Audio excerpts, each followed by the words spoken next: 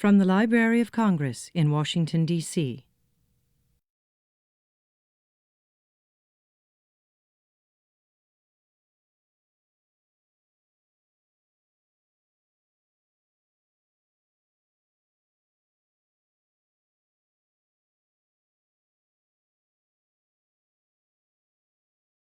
On behalf of the European Division and our chief, Dr. Georgette Dorn, I would like to welcome you to the Library of Congress and to this presentation. First, I must ask you to please silence all cell phones and portable electronic devices. This presentation will be webcast, and there will be a question and answer period at the end. And by asking a question, you are giving the library permission to webcast your image and voice. The European Division is one of 4 area studies divisions in the library and is responsible for recommending materials for acquisitions and reference for the countries of Europe, excluding Great Britain and Ireland, Spain and Portugal, and the European part of Turkey, which are covered by other divisions. The Hungarian collections at the library is the largest collection of Hungarica outside of Hungary, numbering over 200,000 volumes. The materials range from a 14th century Latin Bible, the Necce Lipots Bible, to a collection on microfiche of about 20 titles of Hungarian Samizdat from the 1980s, which brings me to our speaker today. But first, I'd just like to acknowledge that we have a guest from the embassy here, Anna Lacey, the political officer. And so we're glad the weather didn't keep her from coming here. Former Budapest Mayor Gabor Demszky won 5 elections between 1990 and 2010.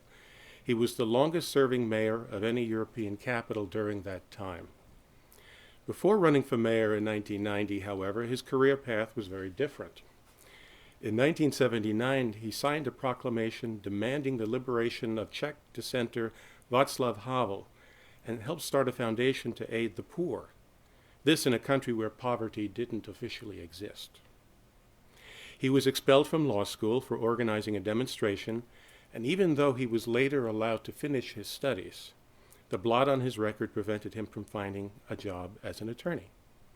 For years, he earned his living as a taxi driver, illegally, with his East German-made Trabant.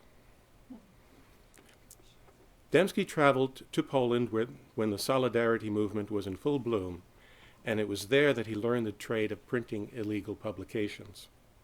He attracted more attention from the authorities by distributing 4,000 copies of My Happy Days in Hell, an autobiographical work of the Hungarian émigré poet György Faludi, who spent time in a Hungarian labor camp. For his troubles, the future mayor of Budapest was arrested a couple of times and beaten by police. "I was public enemy number 1, he once said, and that's why I became mayor." The connection is clear. It is my privilege to introduce to you the former dissident, the former mayor of Budapest, and a current fellow at the Woodrow Wilson Center, Dr. Gabor Demszky.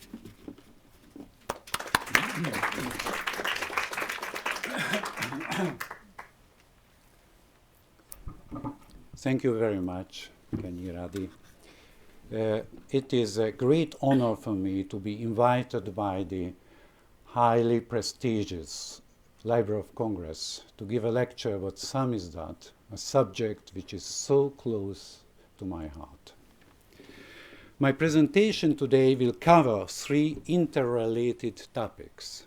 First, I will define, explain, and illustrate the meaning of Russian word Samizdat.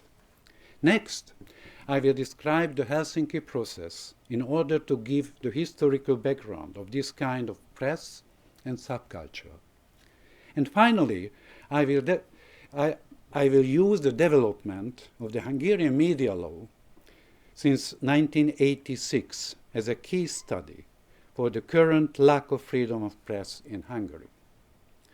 For historical reasons, 1968 is an appropriate and obvious date to begin, because it signaled the end of hope for a reformed or enlightened communism in the Eastern Bloc with the crushing of the Prague Spring and the banning of a theater piece of the 19th century Polish writer Adam Mickiewicz from being performed at the National Theatre in Warsaw, and the resulting anti-Semitic backlash.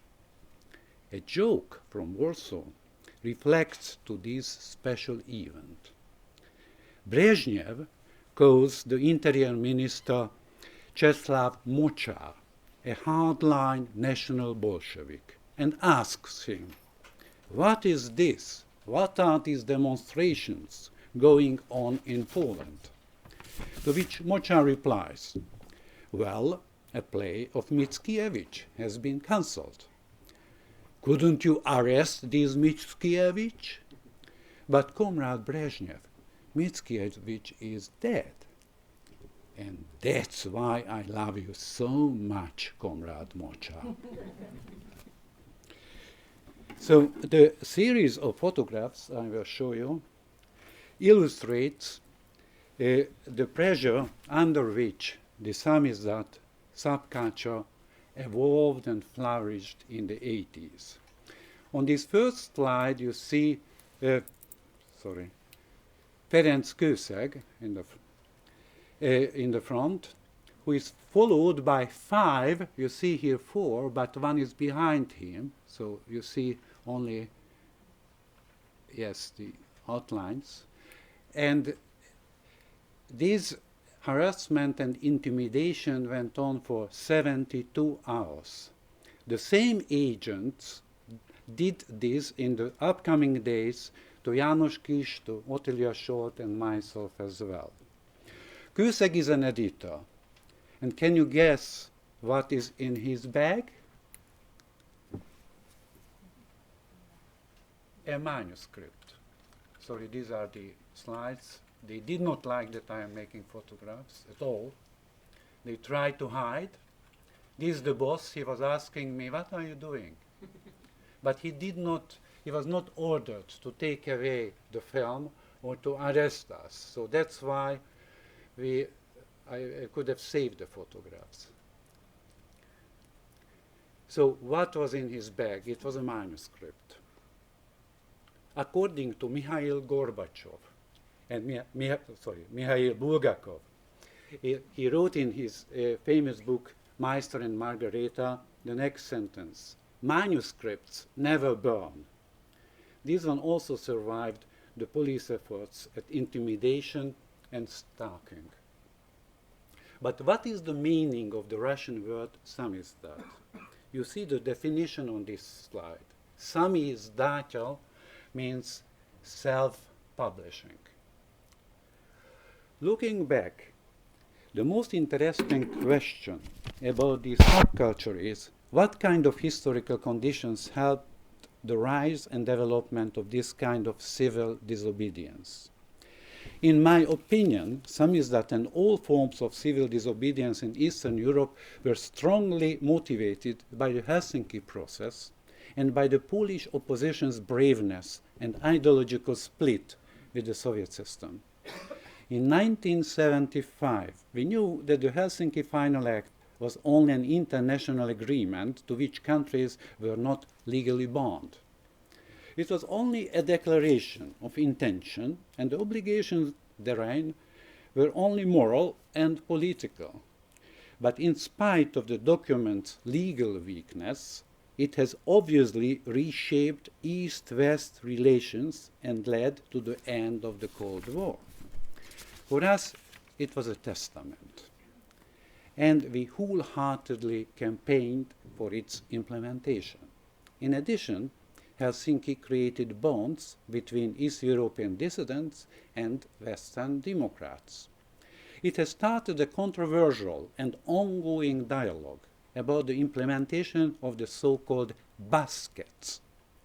Baskets referred to different policy principles which the signatories accepted. Naturally, we, the Easterners, have shown a great interest in the Basket 3 provisions because it contained basic human rights provisions. The, quote, "the free flow of information, travel, and family reunification were all magic words for us.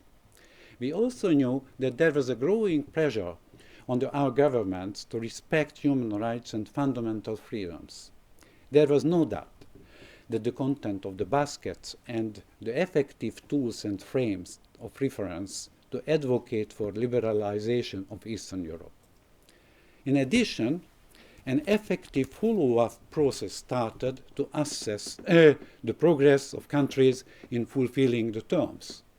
The follow-up meetings in Belgrade, Madrid, Vienna repeatedly created new opportunities.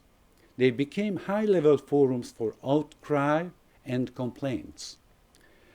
In the framework of the Helsinki process, a congressional commission was established in the United States, and in both the East and West, several human rights groups were started in order to monitor the implementation of the agreement.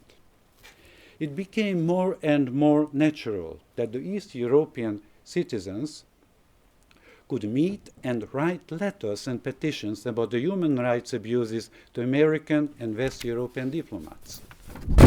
The Commission on Security and Cooperation in Europe, the OSCE, became a strong advocate for United States activism on human rights, and it was an essential part of the transnational Helsinki network. The newly elected president, Jimmy Carter, highly valued the human rights issue, and with his leadership it received high priority within the OSCE and especially in the Belgrade follow-up meeting. Meanwhile, the members of the Moscow-Helsinki group were constantly harassed. Russian authorities considered the close cooperation between NGOs in Moscow and the Helsinki Commission in the United States as a conspiracy against the Soviet regime. Orlov, the famous Russian human rights activist, was sentenced for 7 years in prison, in a labor camp followed by 5 years of exile. I already mentioned Jimmy Carter's strong involvement in the Helsinki process, which I highly admire and respect. It was Zbigniew Brzezinski, the later national security advisor, who influenced him the most in his election campaign for presidency. His commitment and arguments are reflected in a later letter written by Jimmy Carter to Andrei Sakharov, who was asking to help the Helsinki monitors in the Soviet Union. The president's answer was supportive. Quote, "Human rights are a central concern for my administration. We shall use our good offices to seek the release the prisoners of conscience." After this exchange of letters between the President of the United States and the most well-known human rights activist Andrei Sakharov, Leonid Brezhnev declared that Sakharov was the renegade and an enemy of the Soviet state. The sober destiny of the Soviet dissidents after this statement is very well known, with forced labor camp sentences, house arrests, and long imprisonments. Ladies and gentlemen, but let us focus on the dissident movement's interaction in Eastern Europe from a Budapest perspective. In the middle of the 70s, the establishment of KOR, the Committee of the Protection of Workers in Poland, had a strong influence on the intellectuals of the opposition in Hungary. And not much later, taking a stand for Charter 77 enabled the Hungarian democratic opposition to finally crystallize. In spite of the expected repression, its members took a stand for each other and for human rights in a spirit of the Helsinki Final Act. By 1979, 270 of us had signed our statement protesting against the lawsuit in Prague brought against Václav Havel and his counterparts, and addressed it to the Hungarian leadership.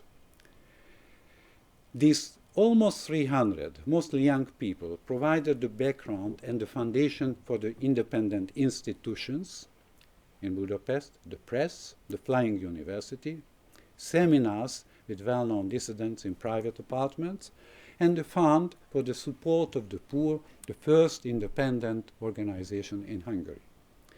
We read, translated, and disseminated the writings of the theoreticians of Polish and Czechoslovak opposition. Adam Michnik's 1976 study, titled New Evolutionism, had the largest impact on us. Perhaps this short writing was the most important Samizdat text that has been translated into Hungarian. In his study, Michnik goes beyond the traditional dilemma of reform or revolution and recommends setting up structures parallel with the communist power. According to him, the dissident's task is the establishment of independent public opinion, the creation of independent organizations, such movement that cannot be integrated.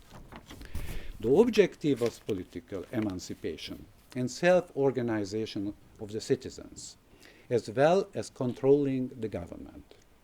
In the course of history, few political concepts or projections have become self-fulfilling prophecies as those of Michnik. This was the foundation on which Solidarity, the independent Polish trade union, came into being. The Solidarity movement had varied impacts on different groups of the Hungarian society. The political leadership on the top of the social pyramid continued its milder domestic policy course, while at the same time, instead of real structural economic reforms, it accelerated the financing policy to maintain the standard of living by Western loans in order to forestall the dissatisfaction of the workers and civil servants. Apparently, all this made it necessary to continue with a relatively friendlier foreign policy towards the West within the limited potential of the Soviet bloc. But that also put a limitation on what measures could be taken against the opposition in Hungary. The activities of the Hungarian democratic opposition got stronger by the beginning of the 80s, both with regard to number of its members and the methods it applied. This was the time, however, when the typed Samizdat was replaced by the Samizdat duplicated by stencil, and the core of opposition around János Kis decided to launch an illegal political periodical openly publishing the name and title of the editors and authors. The first issue of this periodical, called Beszélő, speaker with a double meaning of the word in Hungarian, was published in December 1981. When Solidarity came into being, I felt that it would utterly change the political situation of the region, and I consciously prepared myself for the transposition of the Polish experiences. In 1981, I decided to launch an independent publishing house called AB. I bought a ton of paper and hid it in my parents' cellar. As a reprisal, I was expelled from the editorial office where I used to work, and from that time on, I had no job until 1990, when I became an MP and then the Mayor of Budapest.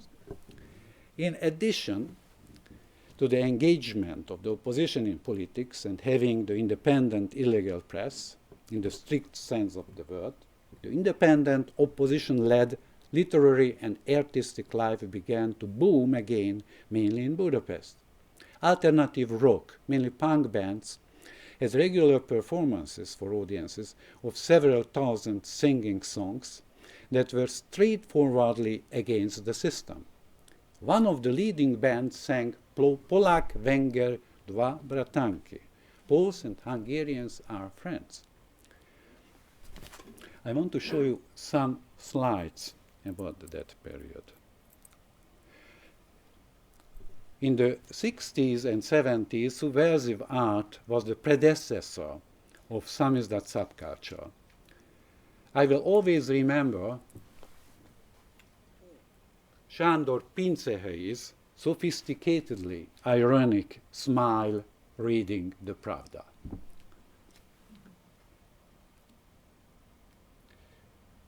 Ramka, this is what you see here,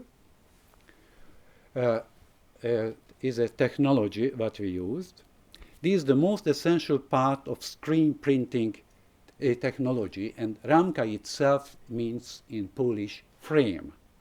With this kind of printing method, which is usually used by artists, we were able to print thousands of copies of journals and books. You see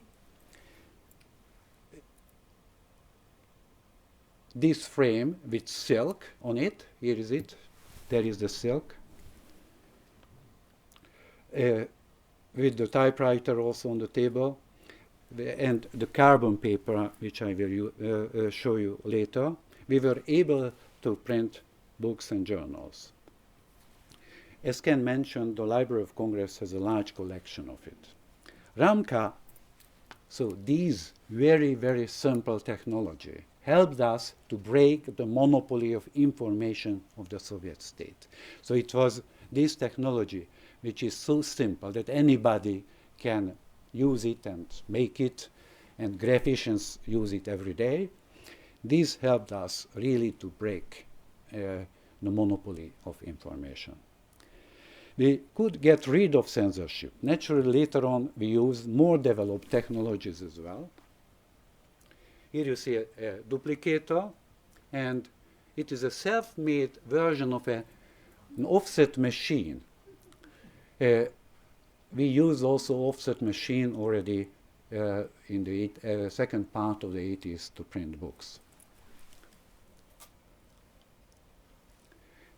This is how an underground printing shop looked like. Tons of papers we used. In the second part of the 80s, we published 200-300 tons of literature distributed among friends. So these are not my printers. This picture is from Poland because I never made pictures about them, because I have known that even from a picture like that, police could have found the printers. This is one of the first Samizdat, Václav Havel's theater play, Audiencia. This is another one. It was never published in Hungary before. This is The Joke, Milan Kundera's book. I published about 5 of Kundera's novels. This is a selection of publications on my desk in Budapest in the middle of the 80s. You see on the left, Zdenek Mlinár's book about 1968, Kundera's Farewell Party and The Joke, and on the right there is a book about 1956, and another one about the Reich trial.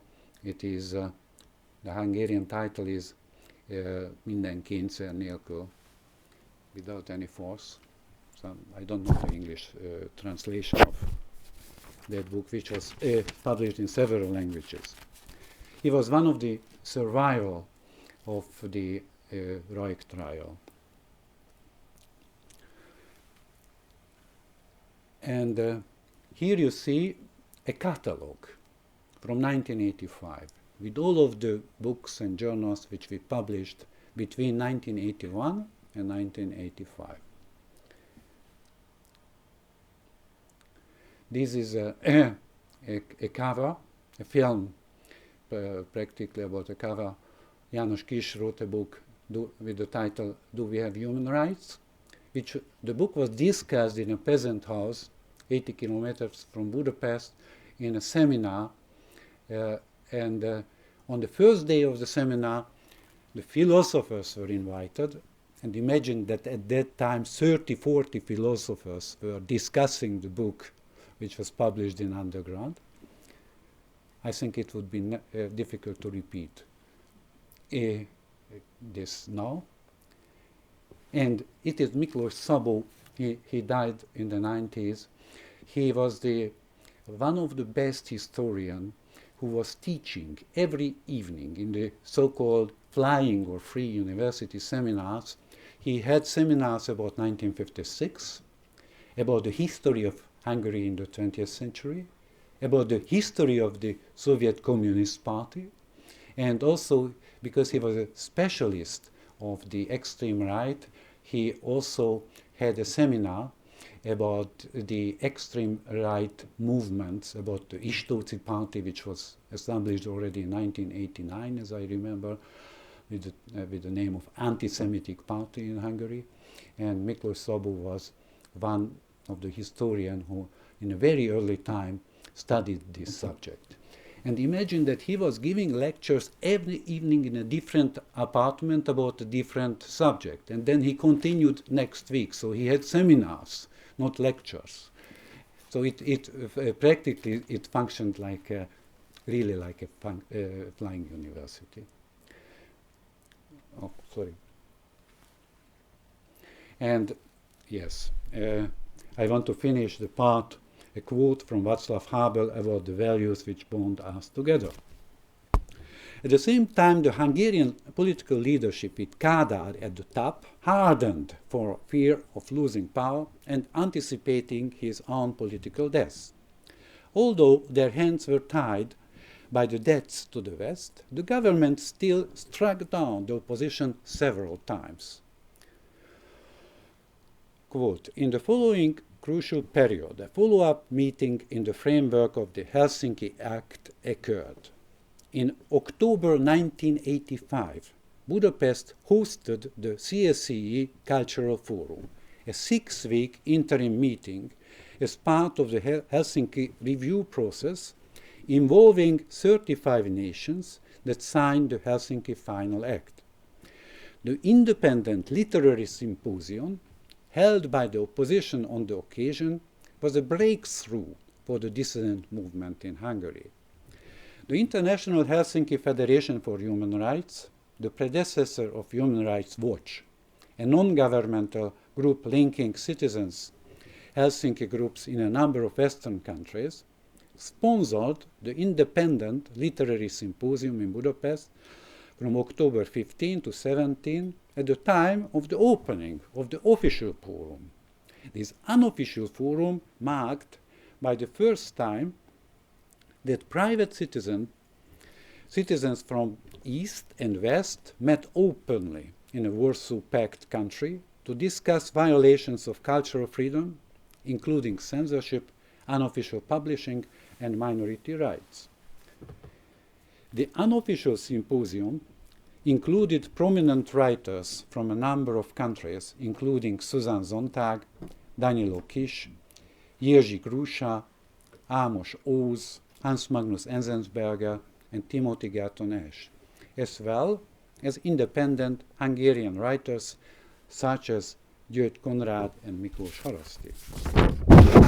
A few hours before the independent symposium was to begin, the Hungarian government forced the hotels to cancel the facilities that had been reserved for the meetings. With the help of the Hungarian dissidents, the meetings were relocated to private apartments in Budapest and proceeded without further obstruction. After the close of the European Cultural Forum, however, the authorities stepped up their harassment of those involved in Samizdat activities. These harassments were well documented in the next report written in 1986, which belongs to a series of reports entitled Violations of the Helsinki Accords, prepared by the Helsinki Watch for the Helsinki Review Conference in Vienna, Austria.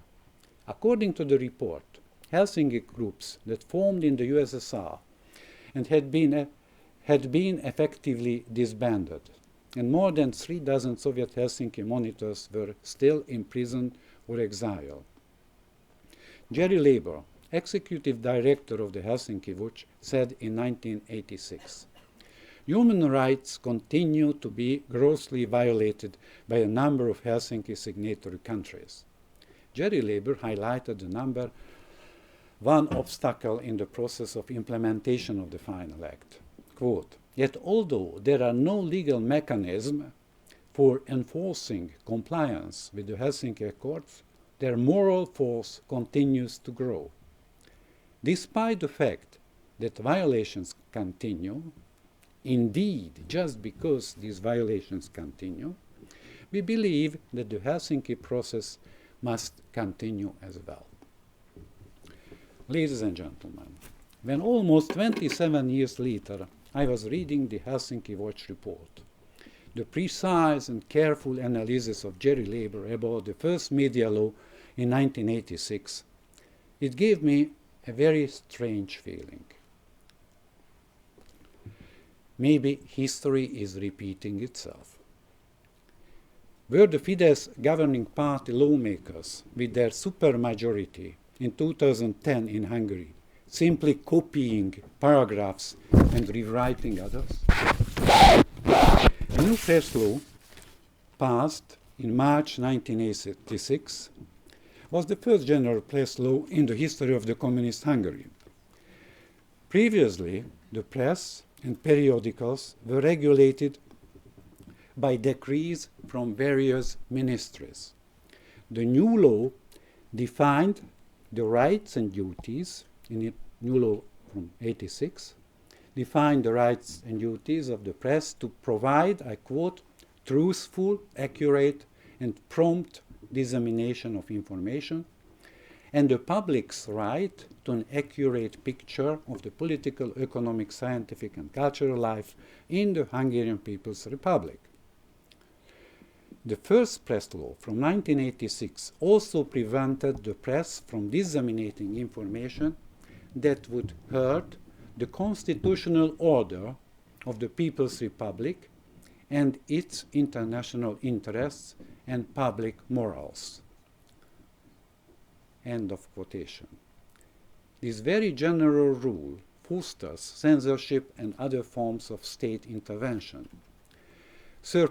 Surprisingly, the second part of this regulation was simply copied into the new media law in 2010, which stipulates that all media outlets must be registered with the newly established Media Council, and they may be fined for new reports that are imbalanced, it's a quote, insulting or in violation of, quote, public morality.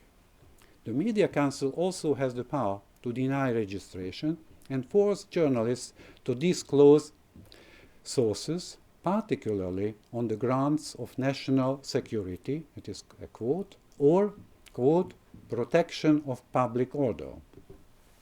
These regulations were later annulled by the Constitutional Court. The first press law, which came into force in 1986, essentially codified the existing practice at that time, although it also included some new restrictions. According to the law, editors in charge became responsible for the execution of the principles of the press policy and could be fired for failing to execute those principles. I remember well that in the late Kádár regime, the president of the Tájékoztatási Hivatal Information Office, Comrade Ernő Lakatos, held weekly sessions for the chief editors and of the printed and electronic media about the press directives. Nice voice, yeah. Yeah, I hope it will work, yes. Yeah.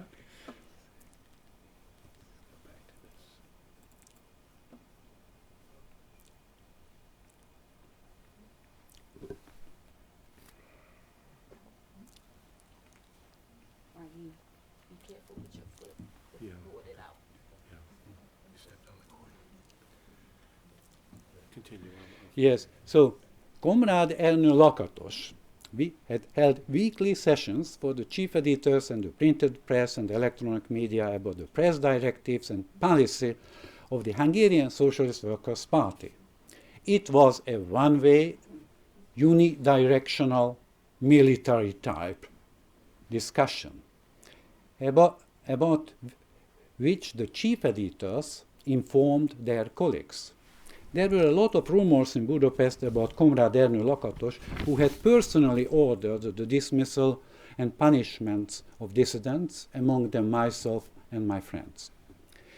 Since 2010, based on information collected by the former OSCE Media Freedom representative Miklós Haraszti, number of the members of the three basic content provider groups, the online media, the printed press, and the radio television sector, had to sign special contracts with the Media Council.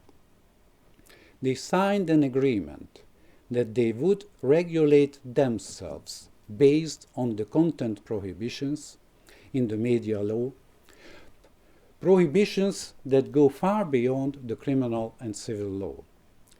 In this cooperative agreement, they promise that any breach of the media law will be investigated and settled by themselves.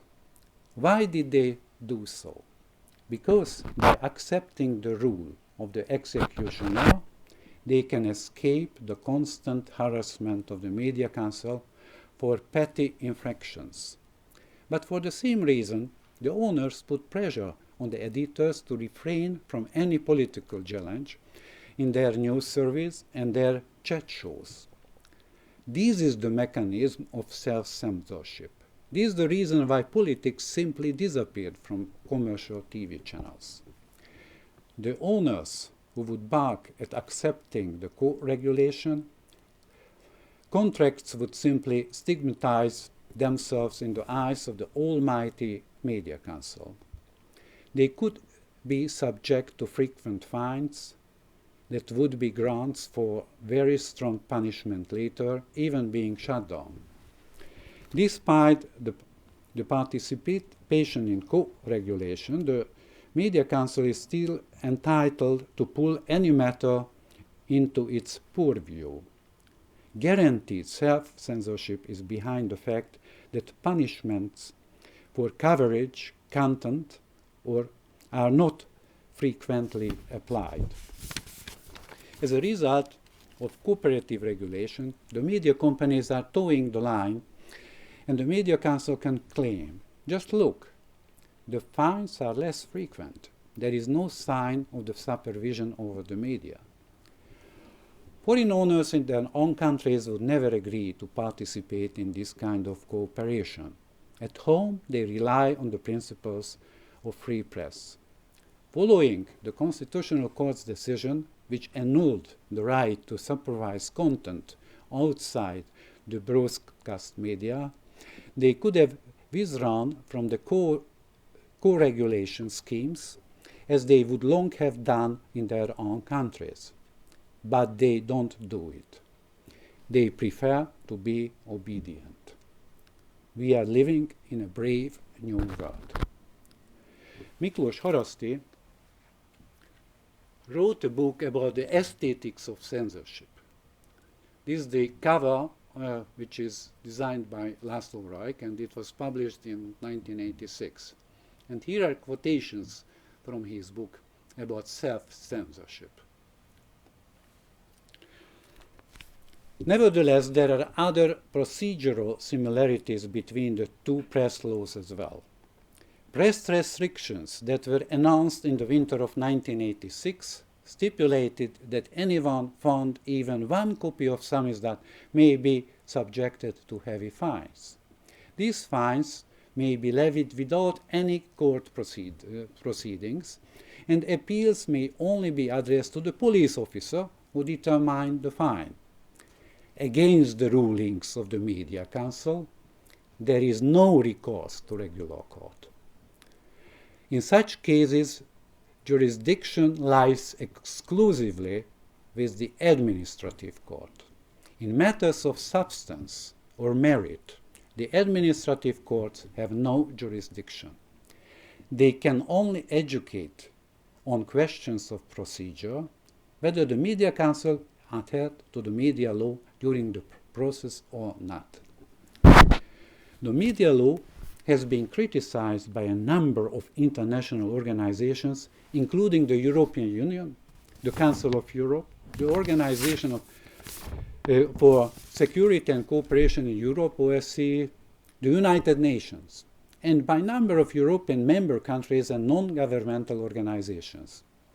The OSCE representative of freedom of media, Dunja Mijatovic, stated that if misused, the media law I quote, can silence critical media and public debate in the country.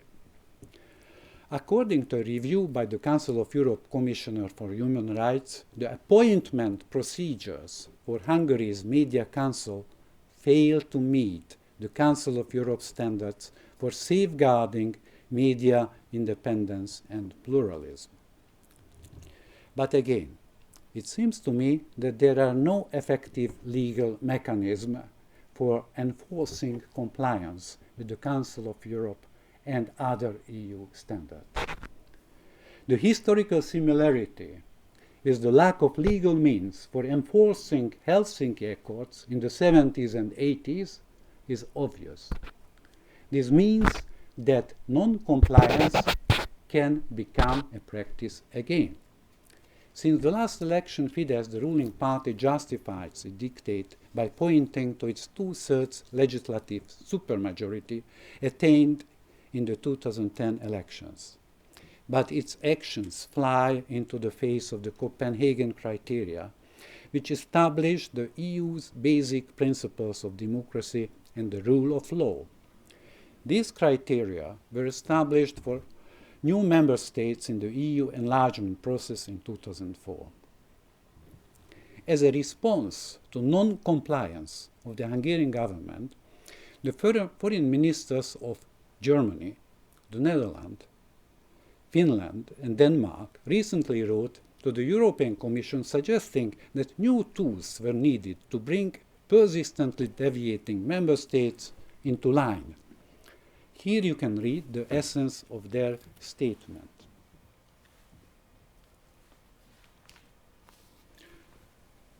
In my opinion, the European Commission, as the guardian of treaties, has the obligation to ensure that the institutional structures and operating rules of the member states are brought in line with the moral commitment they made when they joined the EU. There is a lesson which we learned at the time of the Helsinki process.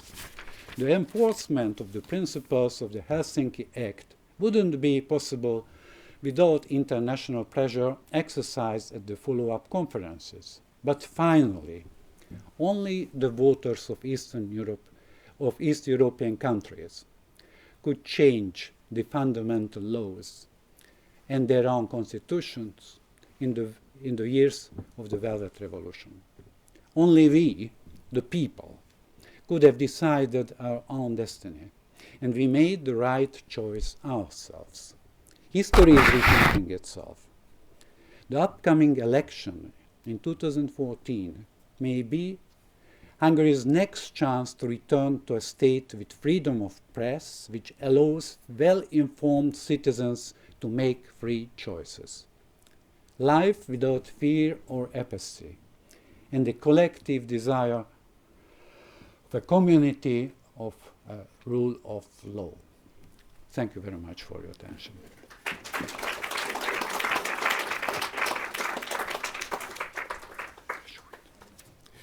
Thank you. We have about 10 minutes for questions. Take it. Rebecca? I'm Alison Brisk. I'm a human rights scholar, mostly based in other regions, and I'm at the Wilson Center also. And first of all, I want to thank you. Fascinating, very important piece of our human rights history that is really global history. You know, tomorrow's December 10th, International Human Rights Day, just like we think about the death of Mandela and the lessons that we all need to learn. In this case about media and censorship, I was surprised to hear about the self-censorship and the morphing of censorship mechanisms in Hungary, and I'm very sorry to hear about that. I saw today 3 different things in the paper in other parts of the world I wanted to comment and exchange about this. First of all, there's this debate in China. The New York Times published some information that Bloomberg had refrained from publishing some critical material on China because some critical stories about corruption in China because that would result in Bloomberg losing access to China. So this is another new mechanism of censorship where international press is being controlled. Second thing is that today, I guess Vladimir Putin eliminated the state media agency, and I was wondering if you have some thoughts about that. I wonder what that means. And the third is that there's an open letter in today's Washington Post from all the major internet service providers protesting U.S. security agency surveillance and the way in which that leads to censorship. So I'm very concerned about what you're describing about self-censorship, and I see three other ways in major countries: surveillance, financial conditioning of international press, and this shifting. Do you know what's going on in Russia and why? Anyway, it's a big question, but I think there's a lot.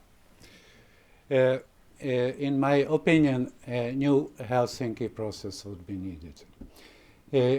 In 2015, we shall celebrate the 50th anniversary of the Helsinki Final Act.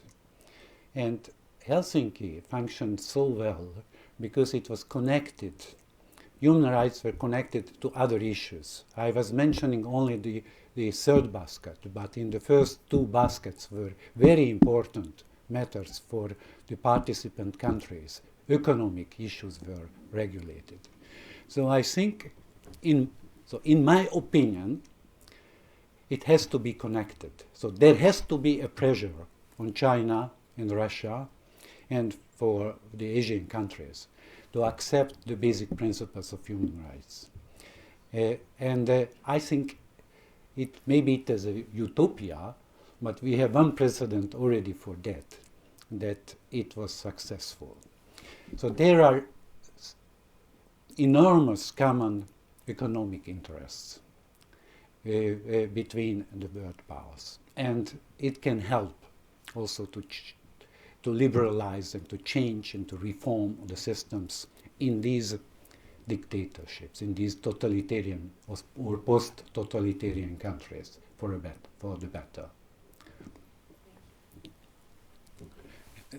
Erika.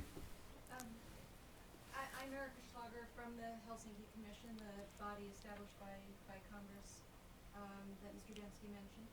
I'm wondering if you have any comments looking at the current media situation about the changes that were made to criminal defamation a couple of weeks ago under an expedited emergency procedure by the Parliament, which now allows for up to 3 years of prison time for defamation, which... What I know about it is only that the opposition is very critical. It is a draft law, it is not accepted yet by the Parliament, and it is the time to intervene, I think. And I hope that it won't be accepted, because it is, even in these regulations which I mentioned from 1986, they were not connected to the criminal law. So it was, these fines were what we had to pay for printing or distributing Samizdat. We got it not under the criminal code, but under other regulations. So there is a huge difference between that. And also, but what I consider very dangerous in this field, it is that the Media Council itself can punish for fine in the value of 750,000 euro the printed press, if the printed press is hurting the media law regulations. And in the field of electronic media, it can be much, much more. So anybody who wants to invest in this field have to calculate with this kind of fines, which are already there. So, and also the other problem in this field is that state companies are not advertising in the opposition media at all, and even private companies are hesitating or not advertising because they can be excluded from the bids, from the state bids and tenders because of advertising in Klub Radio or ATV or the Népszabadság. So I hope this draft law will be changed or not accepted. Yes? Is it really possible today for an anonymous publication anywhere in the world to be made, or are techniques for detecting authors so sophisticated now that no one can put out an anonymous publication anywhere in the world today? Is that where we are? That it's impossible to put out an anonymous publication? I think so. I would not try to make the same thing with Samizdat because it would be so easy to find the printer and the author and everybody. No, because the techniques of control and surveillance are much, much more developed. So my answer is yes. I think it is impossible. Yes.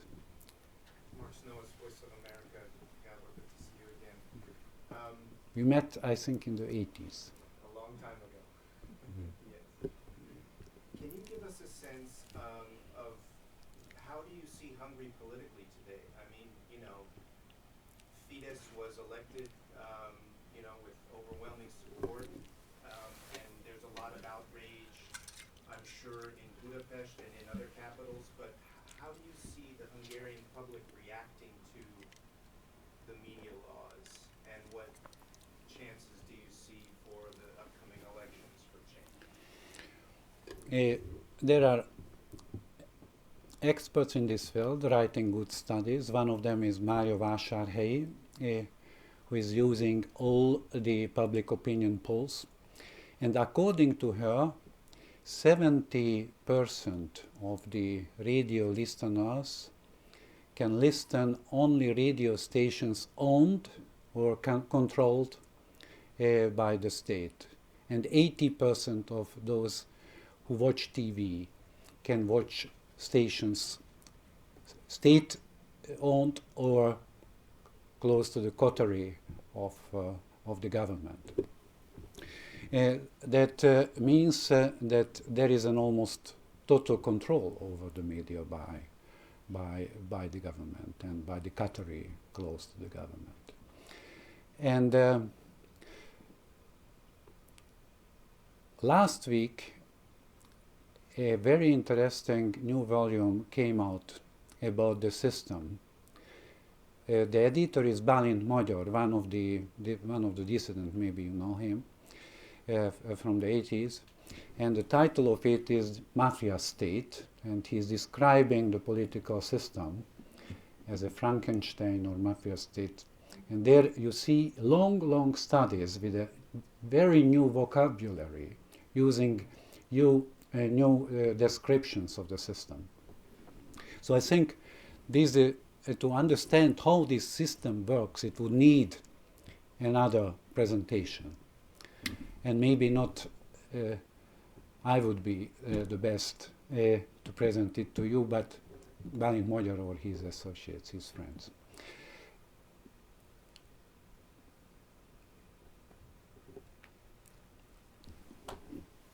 Thank you for the presentation. I was really looking forward to it, especially from the historical perspective. Because the Samizdat movement is really what planted the seeds for the transition in Hungary as well. And I think intellectually that's the most interesting lesson we can learn from the Hungarian Revolution, how it started by intellectuals and without a bloodshed. I was a little, well, not surprised, I can't say today in Washington, but probably, it is a shame that it turned into a political stump speech against the government, but that's something that we're used to by now. What I would like to ask you, though, is that some of your arguments really are self-defeating in a way, because you keep referring to an almost total control of the media by the government, and I'm quoting you 1 minute ago. And then you at the same time keep referring to your friendly stations, Klub Radio, Népszabadság, ATV, with excellent journalists on the left, frankly. Whenever I go home and I read these publications, from Kálmán Orva to all of these interviewers who are doing their great journalistic job. Are you saying that they're also suppressing their own opinion? Are you saying that no one watches them? Are you saying that they're not followed by anyone? Are you also saying that just because the 70% of radio listeners are listening to one type of radio station, that any kind of online journalism doesn't influence public opinion? And also, when you were referring to fines by the Media Council, many of your statements were, of course, factually incorrect, but we're, again, used to that in Washington. Would you say that the FCC, which is the American version of the Media Council, which also puts out heavy, heavy fines on obscene content in the United States, and also has a very strong authority over regulating media, would you say that the tendencies are similar, or those types of regulations or fines should be done away with? So first of all, I was quoting mostly from the so-called Norwegian report, which was published at the beginning of the year, and from Dunja Mijatovic, who is an OSCE representative, from Council of Europe reports, so from independent sources. This was not an opinion, what you heard, but you don't want to face with the opinion of these international organizations, which statements are really always discussed and denied by the Hungarian government. So it was not an opinion what I told, but these were 90% quotes from these above mentioned, previously mentioned resources. What I told it is that 70–80% of the listeners and those who watch TV have not the chance to listen ATV or Klub Radio because technically it is not possible where they live. So this is a fact. And you cannot say that instead of it they can use the internet, because it depends on age and culture and education whether you have access to the internet. So, and I did not say everything that these organizations are very extremely critical about. For instance, the Media Council has, as I know, 5 members, 1 chairman and 4 members. And they all were selected by a special committee of the parliament where the Fidesz has a 2/3 majority, and they were elected by the parliament where the Fidesz has a 2/3 majority, and no one from these 5 members is coming from the opposition. So, and they were elected for 9 years, and that is without precedent in Europe, that they were elected for more than 2 election periods as the members of the council. And they are the people who impose these extraordinary fines. So it is not a neutral, independent body, but this is a body with the chairman, which is very, very, very close to the government and executing the policy, media policy of the government. One more thing. I have to say something about the advertisement market. The private entrepreneurs are afraid to advertise in the opposition media because they think that if they advertise in the ATV or Népszabadság and Klub Radio, they will be forbidden and neglected in state bid, and that is extremely important for them. So, and the question is how these medias can survive? The answer for that question is that the ETV is owned by the Congregation of Faith, and the members of the church, they give a donation, and the TV station is financed from these donations. And in the case of Klub Radio, simply the listeners are collecting and donating the money to the radio, and that's how it can function. And for the Népszabadság, it is also a major problem how to get an advertiser, because the advertisers are afraid of the government.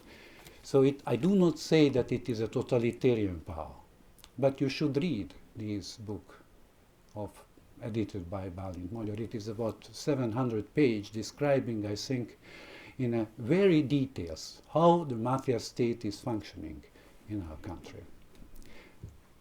So the situation is worse than in the late Kádár regime. That's. Are you seriously saying? I am very serious. Yeah. I lived in that, and it is worse.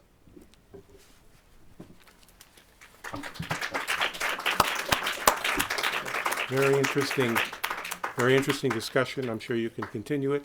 Thank you all for coming out on a very miserable day. And watch the European Division calendar on the web to see what our upcoming programs are. Thank you, Gabor.